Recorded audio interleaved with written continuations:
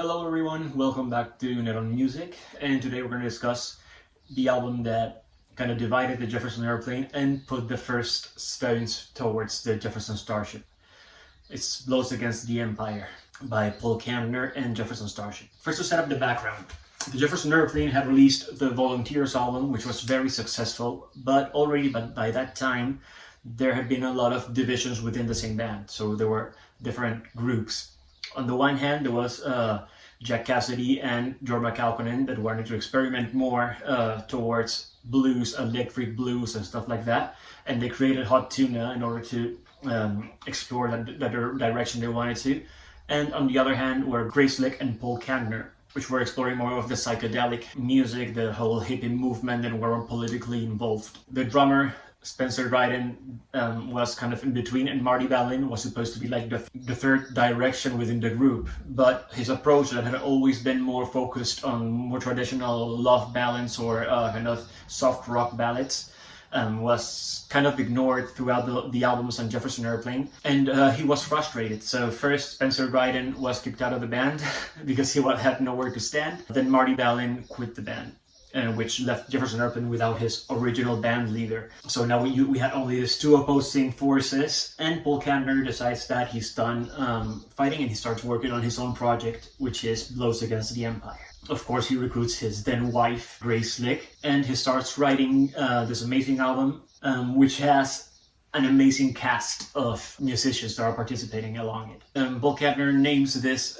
group of musicians Perro, but it actually stands for Planet Earth Rock and Roll Orchestra. And it features members of the Jefferson Airplane, except for the drummers, either Spencer Dryden, who was kicked out, or Joey Covington, that was a replacement. No Marty Balin, other than on writing credits, which makes me think that maybe this were supposed to be Jefferson Airplane tracks that never made it, and so Kantner created this album in order to release them. But it features Jorma Kaukonen's brother, Peter, and it also features the best member of Jefferson Airplane, Jack Cassidy, the bass player. It also features members from Crosby, Stills and Nash. They were recording Crosby's first solo album, If You Can Remember My Name, I think it's called. I'm not sure. I'm probably making it up. So just David Crosby's first solo album was being recorded at the same time, and also I think a Quicksilver Messenger Service album, and also for some reason the members of the Grateful Dead were there. So everybody was participating on everybody's album. So on David Crosby's first solo album, Grace Slick sings a couple of songs, and so everybody participates in a little bit of everything, and Blows Against the Empire is no exception. So we have an amazing cast of the best musicians in the San Francisco area. Of course, if I need to highlight something, it would be probably David Crosby's vocals on some of the songs, Jerry Garcia's guitar playing on some of them as well, and of course I had to highlight Grace Slick's voice, which is present all throughout the album, and Jack Cassidy's bass, and also Grace Slick's piano, which is one of the main instruments on this project. So those all work really well. Those are definitely the highlights. When it comes to the song arrangements, first I have to mention it was a theme album. Paul Kantner was writing a big story about a couple that has a child, I think it's a baby girl, and she has like psychic powers, so the government is after her. And what the couple decides to do is like gather like a hippie commune and run against the government, steal a starship, and go live in space and create like a hippie colony where everybody's free and free from oppression from the government and all that. So the whole album, through songs, starts telling that story. If that's the cohesive element, we're not going to find the same thing when it comes to the musical arrangements, because on some of them we have full band songs like Mau Mau American, which is the first song on the album, which I think I have listened to 2 or 3 times. Definitely not my favorite track on this album, but it's a full band featuring a lot of the musicians. A bass player, 2 guitars, drummers, and stuff like that. So there are some other songs in which it's just acoustic guitar and vocals, or the best ones, which I think is acoustic guitar played by Paul Kantner. He also sings some vocals, and Grace Slick on piano and vocals. So it's just 2 of them playing an entire song. and it could be like a very simple arrangement, a mix of musical instruments, but it works really cool. And of course, since it's the early 70s, they are experimenting with sound effects and sounds from outer space and electricity and stuff like that. And there are actually a couple of tracks that are just sound effects. Of course, I just skipped them, but if you want to experience what was going on back then, and what was exciting back then, I think it's a really cool way to approach it. So when it comes to my personal highlighted songs, my favorite song from this album, I think they would be the next. Let's Go Together. Other than Grace Slick's vocals, Jack Cassidy's bass is just amazing. He's just destroying everything. I think he's the best bass player out there. And this is the song about Let's Go Together right now to escape and look for a starship and run away from the government. Then A Child Is Coming, which is about the rescue of the psychic child. This song is, I just cannot describe it. I think it has like two parts. First, with the band, with the entire band, and then it's just, I think Grace on piano, Paul on acoustic guitar, and Jack Cassidy on bass. And it's just very doomy vocals sang over and over again. Ironically, singing It's Getting Better. And I think it's actually David Crosby, the one that's singing It's Getting Better, with Grace on backing vocals. And I think just A Child Is Coming is really cool. Sunrise is a song written entirely by Grace and sung lead by Grace and backing vocals by Grace again. So she sings her own backing vocals on that song. It's a very short song. It's kind of White Rabbit oriented in the way that it doesn't have a structure, a chorus, a bridge, anything. It's just like a forward line that just goes in crescendo.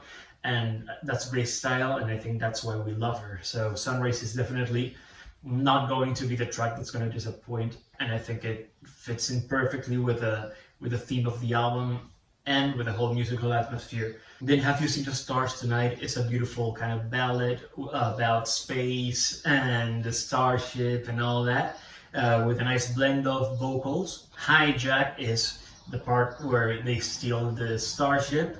Again, it is just Grace and Paul on piano and guitar and mixing their vocals, just shouting over, Grace shouting over Paul's vocals. It's just really cool. Hijack is the song that's actually on my daily songs I listen to playlist. And the album closes with Starship, which is like the main song.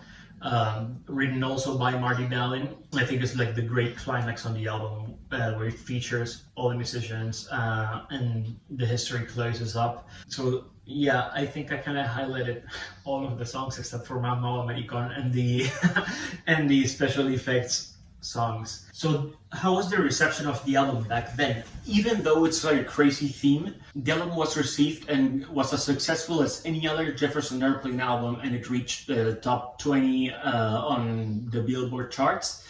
And it also has a very funny recognition, because the album was nominated for a Hugo Award. The Hugo Awards are awards for films or scientists when it comes to sci-fi and technological advances and stuff like that. So a musical album had never been nominated before. It was really strange. Unfortunately, it didn't win because for some reason the Hugo Awards was cancelled that year. So we'll never know if Paul and Grace would have won. When it comes to how relevant this is in music history, this album is an album in between the great change within Jefferson Airplane. Volunteers was the last time the original band stood together, and the next album would come like 2 years afterwards, something like that, between Volunteers in 1969 and Bark in 1971, where Joey Covington is a member of the band, and Papa John Creech, I think, also joined already. So in between these two big changes, on Bark you can definitely notice Jorma and Jack are doing their thing and Grace and Paul are doing the other thing, and they just shuffle their songs together, and that's the Jefferson Airplane album, you know. Joey Covington submits a new song and it becomes the single, I think, because it was like the most democratic thing to do. I'm not going to vote for my enemy, so I'm going to vote for the new guy. And Bulls Against the Empire stands in the middle. And as you have seen, Jack Cassidy plays along in most of the songs, so I think there's still like a closeness They still feature Marty Ballin's songs on this album, which I think it also implies they're still in a good relationship with them. It's still not exploded as awfully as I would believe. And if Peter Kalkonen, Jorma's brother, is playing guitar on some of the songs, I think it should also mean that the relationship with Jorma is probably not as close as, hey brother, come and play on my album, but it could be like, hey, I'm okay with you, but I would rather have your brother now, you know? Not so close, but still trying to be on good terms before everything exploded. And it's also credited to Paul Kantner and Jefferson Starship. Even though Jefferson Starship didn't exist as a band back then, it was just a concept Paul invented because of the theme of the album, but there was no notion of Jefferson Starship. It was just kind of a game, and they didn't even know that Jefferson Starship would eventually become a thing. So it's cool to have this kind of reference or how accidentally everything happened. It was creating the first step towards the Jefferson Starship, towards this division and the downfall of Jefferson Airplane, the evolution into Starship, and it's actually the first one of, I think it's a line of 4 or 5 albums, which are solo albums between Paul Kantner and Grace, and it's like Those Against the Empire, followed by Sunfighter, credited to Grace Lick and Paul Kantner, followed by Baron von Talbot and The Chrome Nun, followed by Grace Lick's solo album Manhole, which is not a solo album, and then followed by Jefferson Starship's first album, but it's credited to Paul Kantner, Grace Lick, and the Jefferson Starship.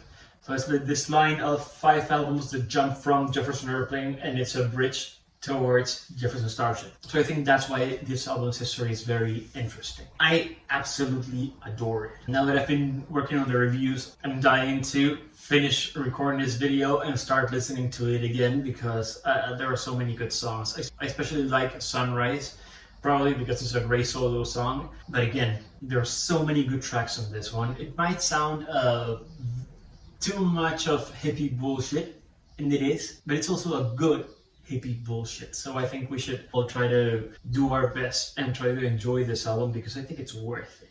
So I hope you enjoy this video. I hope you enjoy the album once you listen to it.